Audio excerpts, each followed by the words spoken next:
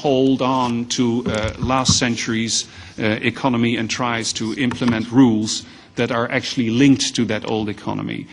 Since the economic crisis started about 1.5 years ago, 70,000 new small and medium-sized businesses have opened on eBay in the EU. 70,000 SMEs, a lot of people that were laid off, didn't have a job anymore, they found something to do, they developed a small business, and with minimum investment, they were able to launch their trade on eBay.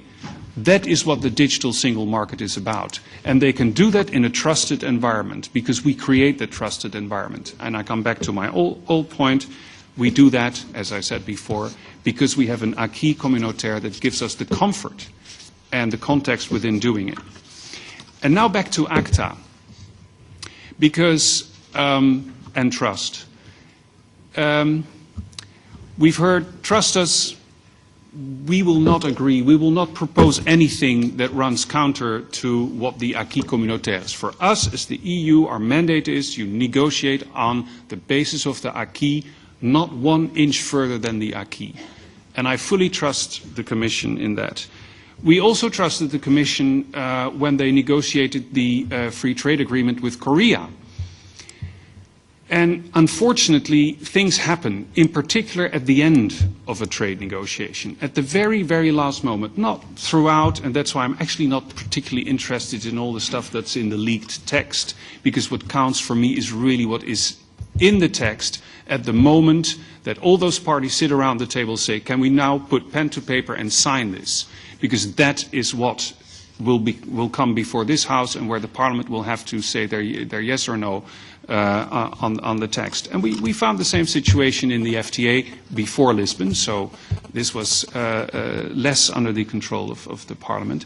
And somehow, in the middle of all those negotiations, a little clause crept into the Korean FTA, which suddenly made the host liability exemption that we know in our e-commerce directive subject to a condition that was taken out of context, out of the preamble of the e-commerce directive.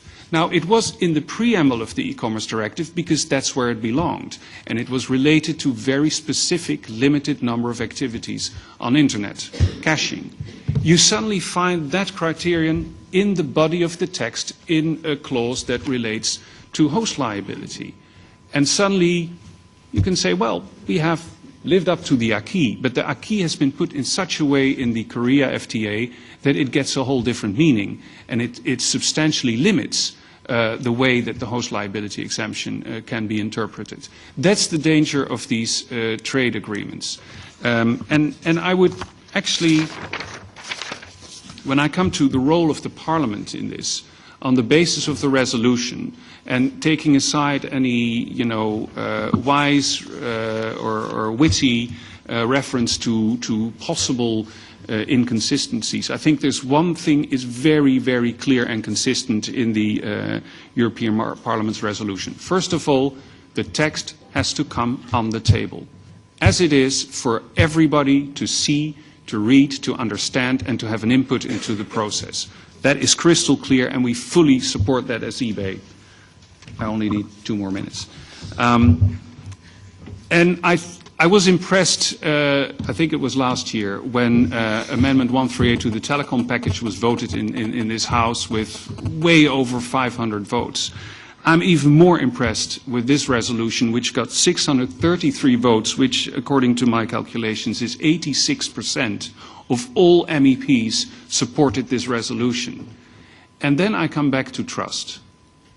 With such a clear message from the European Parliament, with the Lisbon Treaty, and with all the clear commitments that Luc de Vigne, on behalf of the Commission, has been making in this room, in the stakeholder meetings, etc., we trust as eBay that when that final text comes to the table, that there will be nothing in there that Luc has said would not be in there, and that the parliamentarians, 633 of them, or a large majority of that, will not accept the text if it does contain, by accident, anything that goes beyond the acquis communautaire, or that through the back door more or less reinterprets the acquis communautaire, because that is where the danger is. That's where the battle will become really subtle, where the legal committees and other experts will have to advise MEPs and other players here, because the danger lies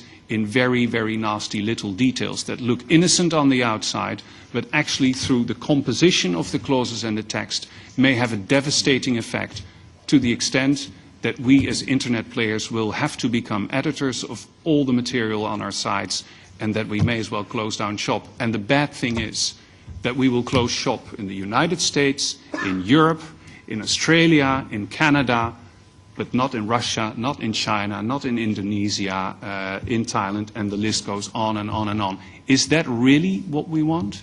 Is that really what the digital agenda is all about?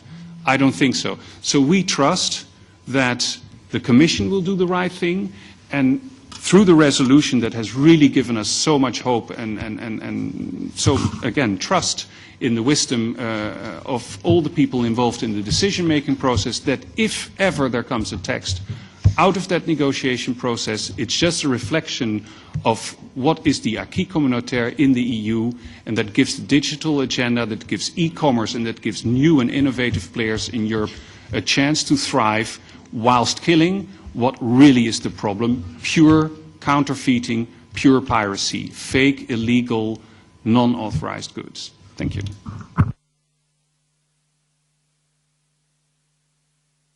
Thank you very much, Stefan. It's also once in a while nice to hear that actually somebody does trust us. Without further delay, we would continue with Malcolm Hutty, President of Euro-ISPA, and then have a combined question-answer round after that.